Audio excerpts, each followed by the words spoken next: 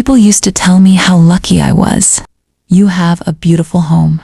Your husband is successful. You're living the dream. And every time they said that, because from the outside, it did look perfect. We lived in a quiet suburban neighborhood, just outside Chicago. A 2-story house with white walls, a neat lawn, and a porch where I used to sit every evening waiting for him.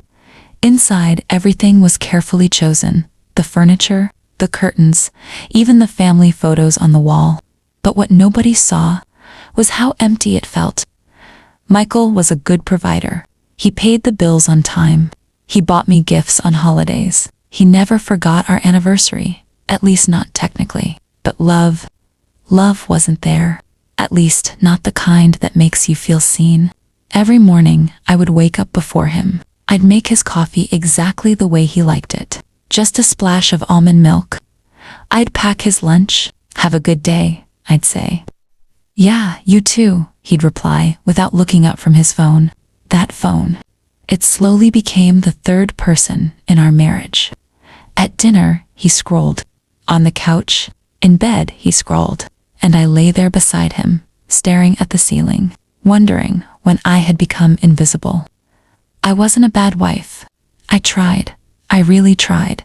I kept the house clean. I stayed in shape. I listened when he talked about work, even when I didn't understand half of it. But somewhere along the way, I stopped feeling like his partner and started feeling like a roommate, or worse, like a guest in my own marriage. One night, as we sat across from each other at the dinner table, I realized something that broke my heart. He hadn't looked at me, truly looked at me in weeks, not with warmth, not with desire, not with love. That's when the thought first crossed my mind. I was living in his house, but I wasn't living in his heart, and deep down, I knew something had changed. I just didn't know how much. It didn't happen all at once. Distance never does. It creeps in quietly, like cold air slipping through a cracked window. At first, I told myself I was overthinking. He's just stressed. Work is demanding. Men don't always express emotions.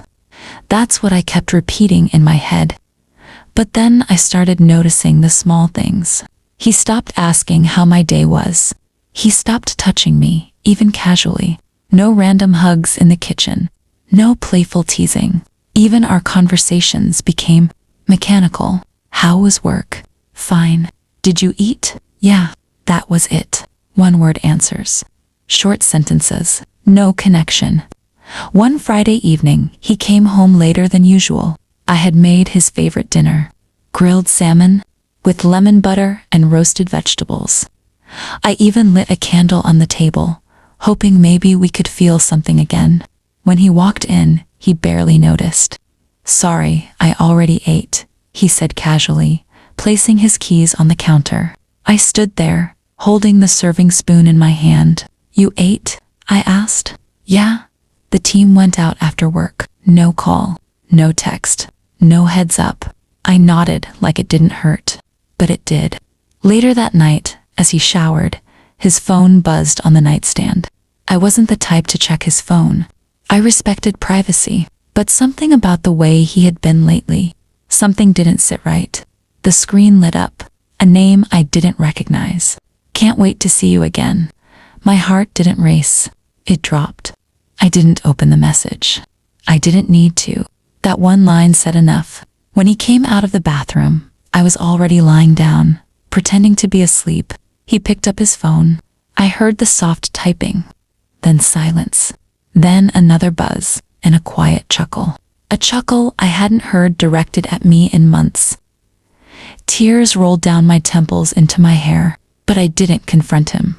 Not yet, because in that moment, I realized something powerful. It wasn't just about another woman. It was about how long I had been begging silently for scraps of attention.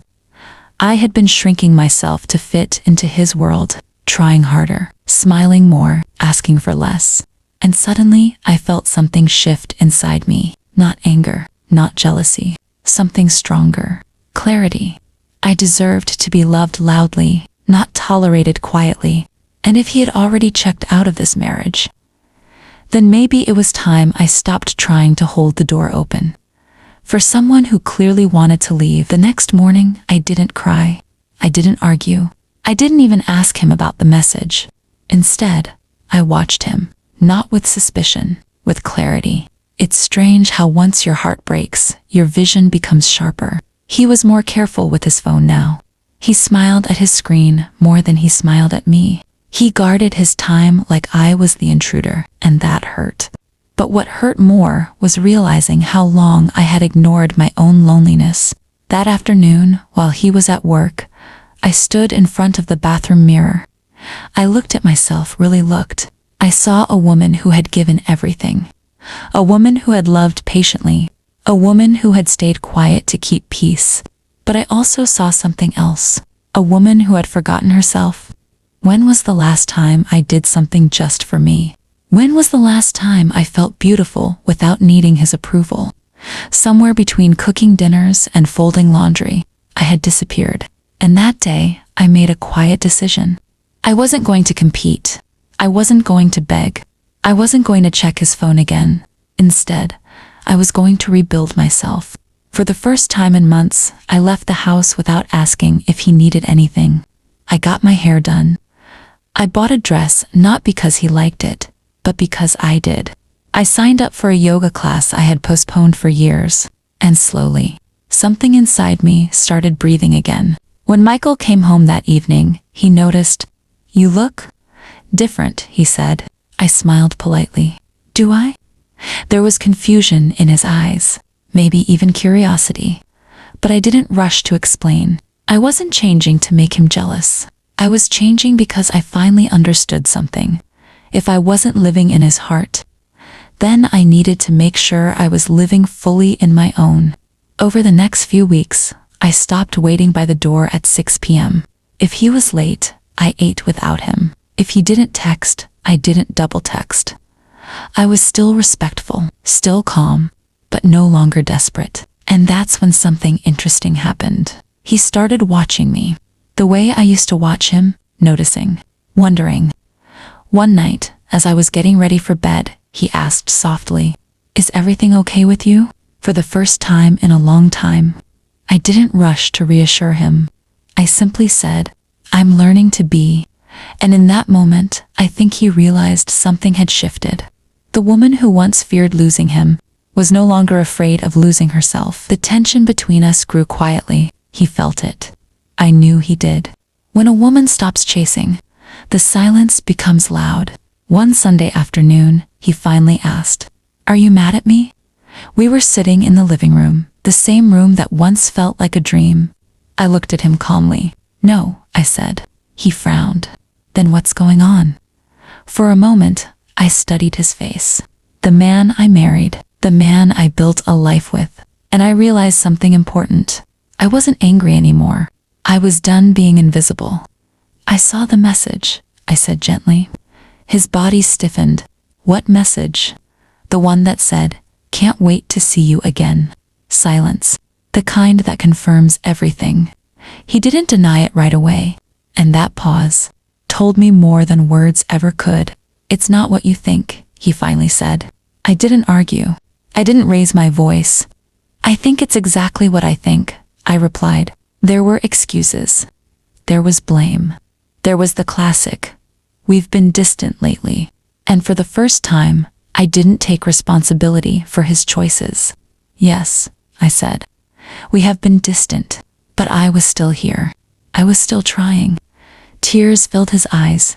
Maybe guilt, maybe fear of losing comfort. "I don't want to lose you," he whispered. That sentence used to be my weakness, but not anymore. "You already did," I said softly. Not because he texted another woman, but because he stopped choosing me long before that. I stood up and walked to the window. "I was living in your house," I continued, "but I wasn't living in your heart, and I can't stay where I'm not loved." For the first time, I wasn't speaking from pain. I was speaking from strength. Love is not about grand houses or shared bank accounts. It's about presence, attention, effort, and I deserved that, whether from him or from myself. That night, we didn't scream.